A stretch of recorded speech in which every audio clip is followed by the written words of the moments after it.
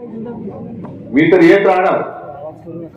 मी दिवाळीच्या आधी सांगितलं होतं की पॅकेज जाहीर केले, आम्हाला पॅकेज पेक्षा कर्जमुक्ती आणि 50,000 रुपये हेक्टरी पाहिजे. शेतकरी काही फुकटचं मागत नाहीये.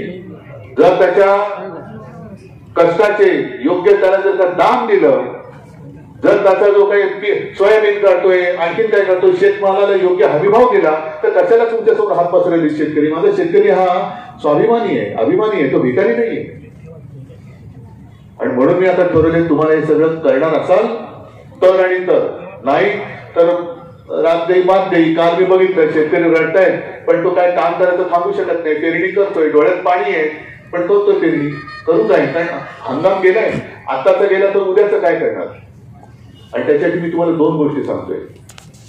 एक तर जोपर्यंत कर्जमाफी होत नाही, कर्जमुक्ती होत नाही, जोपर्यंत 50,000 रुपये हेक्टरी तुम्हाला मिळत नाही, पीक विम्याचे पैसे मिळत नाही, वाहून गेलेल्या जनावरांची नुकसान भरपाई मिळत नाही, तोपर्यंत प्रत्येक गावाने ठरवलं पाहिजे की जोपर्यंत हे होत नाही तोपर्यंत महायुतीसाठी आम्ही वोट बंदी करतो आहोत.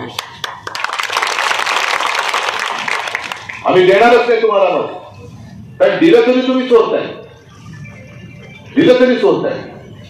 आणि दुसरी गोष्ट, नागेश्वर आहेतच, जिल्ह्यात जेवढे आपले हक्काचे आमदार आहेत, खासदार आहेत, ते तर करणार, पण बाकी जी काही सोंग ढोंग जी काही निवडून आलेले आहेत मतचोरी करून, त्यांना सुद्धा सांगतोय, त्यांना सुद्धा तुम्ही घेराव घातला पाहिजे.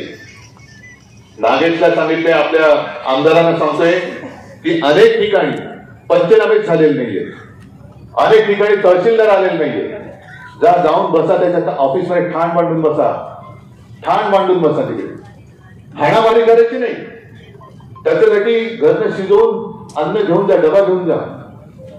फक्त काय करा, तुम्हाला जे काय धान्य मिळतंय, कसलं धान्य मिळतंय? आता सडका तांदूळ, किडका गहू, हायब्रिड, त्याच्यात जे काय असेल ते शिजवून त्याच्या घरी त्याला घेऊन जा. त्याला सांग, बाबा तुझी सगळी, तुला कुठे बाथरूमला जायचं जाऊन ये, तुला भूक लागली आम्ही तुला खायला देतो, पण हे करत नाही तोपर्यंत तुला आम्ही जाऊ देत नाही.